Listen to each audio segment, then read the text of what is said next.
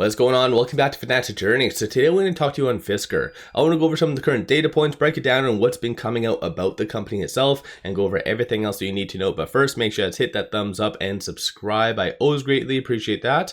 And with that said, let's get right to it. So starting off, Fisker did go down 33.74% on Friday. Crazy volume, 369.94 million shares were traded. 56.8 is the average. And so as soon as the market did open, this tanked, and that was as anticipated. I mentioned that in my video yesterday that most likely it would get overdone due to institution selling, especially the results of their earnings and just the future guidance didn't really incentivize institutions to buy, rather more so to sell. So that's what prompted a new 52-week and all-time low of around 37.7 cents. Aside from that though, interestingly enough, you do see a lot of crazy activity during power hour. And because of that rumor, even myself, I got dragged into it. So I bought in a little bit at 52 cents. So I didn't really catch the bottom, I guess, essentially. And I guess I could have bought around that 37-cent mark. But with that news, I feel like it's kind of good for the short term only. And I'm going to break it down on what that rumor is and everything. I'm sure most people know at this stage, but Nissan, Fisker in advanced talks on investment partnership, and that is being cited by, it says anonymous sources or whatever. So in reality, it does say that the whole potential deal is roughly around 400 million. So I think that's good. But this is where I said it's only good for the short term, because ultimately Fisker is burning through a significant amount of cash and they have very little cash on hand. So in reality, it is going to be even this quarter, as early as this quarter, where they start to dilute. So technically that 400 million, yeah, that's good for the short term. It'll give it a nice boost up. And in theory, depending on some of the terms and conditions of that potential partnership, which on a side note, they did really bring up as well during the earnings, because this is where they talk on how there might be a strategic OEM partnership in place, or at least coming down the pipeline. So that was actually laid out more of an Easter egg during the Q4 earnings. But a lot of CEOs actually say that, just say that they're in talks, but nothing concrete, right? So this is where you didn't really want to take it for face value. I think the apparent negatives just overwhelmingly just threw this partnership, OEM partnership, to the ground and just stomped all over it. But in theory, I think bigger picture, that could really stand to benefit. Just liquidity is still going to be a very big issue. And so dilution technically is going to be probably quashing this rumor essentially. And also on a side note, it does look like Heinrich did have a small interview. So I'll play a couple minutes of this near the tail end, because he does talk all about this rumor. So in reality, I think this is a good thing, at least in the short term, because if they are integrating roughly about 400 million estimated into their business, and right now their business is worth about 284 million as far as market cap. So in theory, based on the current prices, it should go up a good about 60 to 70%. So that's kind of a good thing. Still doesn't really help with that whole $1 threshold as well. So that's also another concern, but that's tomorrow's problem, or I guess Monday's problem, if that makes sense. Looking at shorts though, surprisingly, given the nature of what happened on Friday, shorts did return and not necessarily double down. So they returned 1.33 million shares. 25.8% of the free float is being shorted, and 102.86 million shares overall are being shorted. And cost of borrow average is 45.89%. And through Interactive Brokers, short availability does indicate around 150,000 shares is available to be shorted. And so most likely that is why you did see some shorts return, because they were kind of running out of limited supplies. So that is something just to kind of be aware of.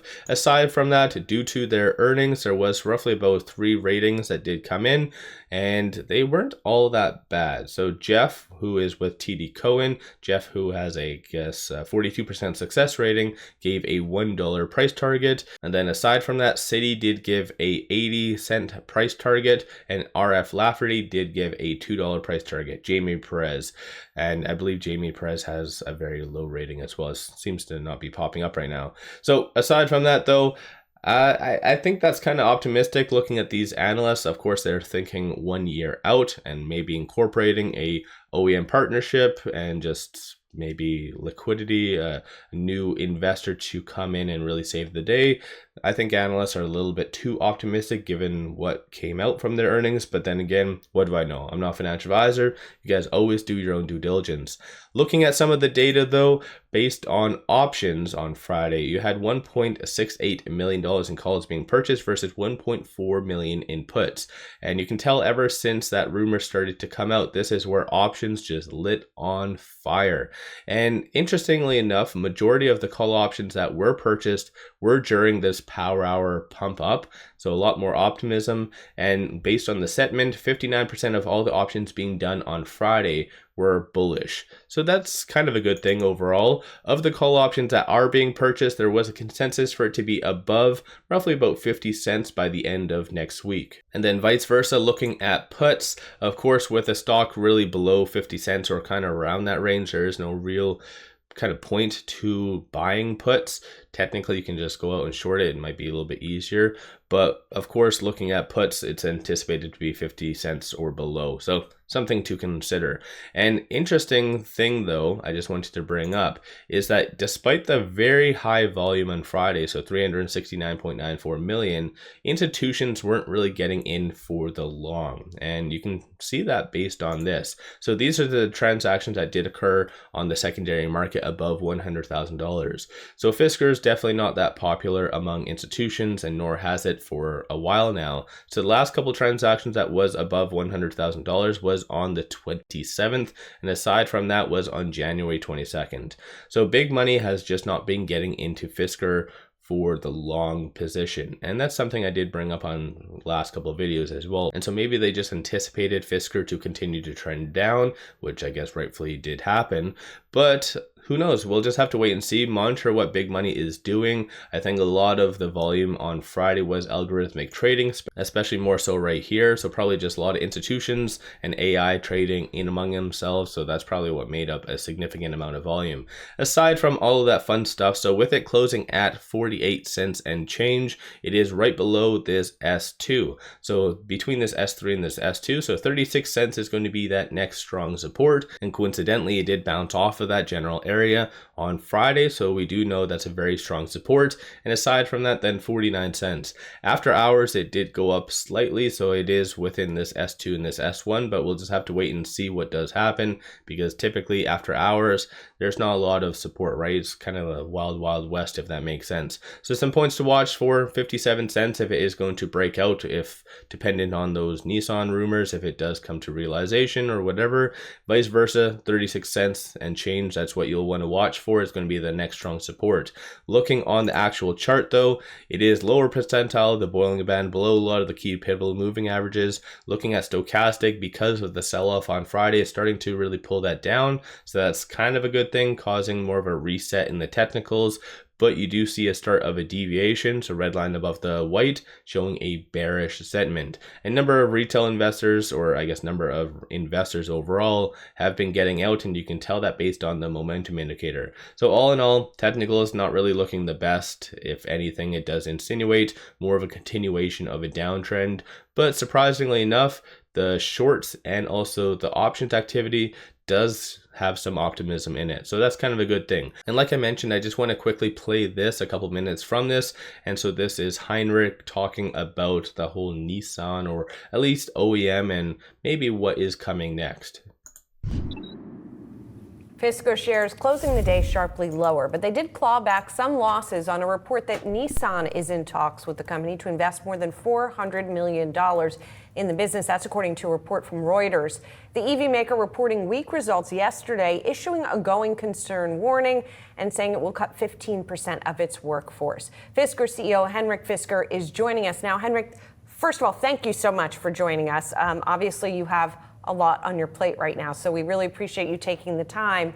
I do want to start with that report from Reuters, because you talked about in your call and in your statement that you were in talks with an automaker. Reuters is saying that it is indeed Nissan. Can you confirm that and give us any details? No, I cannot comment on that, and I don't want to comment on speculation. What we have said is we're in negotiation with an OEM for development of electric vehicles and U.S. manufacturing, as well as an investment. And so I guess then the question is, what are the next steps that you are taking, the next sort of concrete steps you're taking to keep Fisker up and running? Well, what we are doing is we are pivoting into a dealer model where we are able to reach many more customers around not only the US, but also Europe. And that's going extremely well. We are signing up dealers almost every day at the moment. We have a huge interest because we have, I would say, the only real competitor to the Tesla Model Y, which is the best-selling EV in the world. And we have a longer range than that vehicle. We have features you can't get in that vehicle, and we are as good, if not better priced. So I think our dealers are really excited to finally get a competitor, to also get an EV from an independent EV maker, because so far all the dealers have been sitting about 10 years looking over the fence to see how other EV makers, new EV makers, are selling direct to consumer. So I think they're very excited to get our vehicle. I'm curious then, Henrik, and I understand you're not going to talk about the speculation regarding Nissan, but regarding any potential deal, would you be able to put a timeline on when a potential deal might be closing? Well, we started talking to several OEMs, I think over 6 months ago. So we obviously have done a lot of work already. So I hope this deal will close as soon as possible, that we are working on. I can't give an exact timeline at this point in time, but it's not like we started talking yesterday. So this is definitely something that with that potential OEM, we expect to close as soon as possible. You all are targeting production of 20,000 to 22,000 vehicles of those Fisker Oceans this year. I believe the fourth quarter production was just under 4,800. Can you give us any kind of update on what your first quarter has looked like thus far in terms of production? So we are, we don't have production issues like many other startups because we have a contract manufacturer, Magna Steyr, and they are able to produce, if we want, 50,000 or 70,000 vehicles. So what we are right now going out with is a forecast of deliveries. And if that forecast turns out, or if it turns out that we can sell even more vehicles, and we actually have some dealers actually were a little concerned that we have enough vehicles for them. And if that's the case, that they can sell more vehicles, then we can raise production very easily. That's the advantage we have by having a contract manufacturing. So yeah, pretty cool stuff. When it comes down to it, though, I think a lot of people are also just bringing up prematurely bankruptcy. You see a lot of people talking about that. I think that is too far-fetched because Fisker does have a pretty high authorized share count. So essentially they can dilute up until whatever they need. Of course, that doesn't really help the short term. That does mean that they'll probably have to do a reverse stock split to rectify the deficiency right now. But then again, that's something I've been saying over the last couple of videos that is anticipated before this whole sell-off. Just if they are going to be doing a whole reverse stock split, they'll have to do it sooner rather than later. And plus, I do believe going into next week, they do have a shareholder meeting on the 5th, if I remember correctly. So let me know your thoughts on that. And if you're going to be participating in their upcoming shareholder meeting, let me know. Don't forget to hit that thumbs up and subscribe. I always greatly appreciate that. And one final thing, take advantage of this promo. It has been extended. So simply sign up for an account with Moomoo, throw $100 at it, and they give you 5 free stocks. Each stock is valued up to $2,000. So take advantage of this.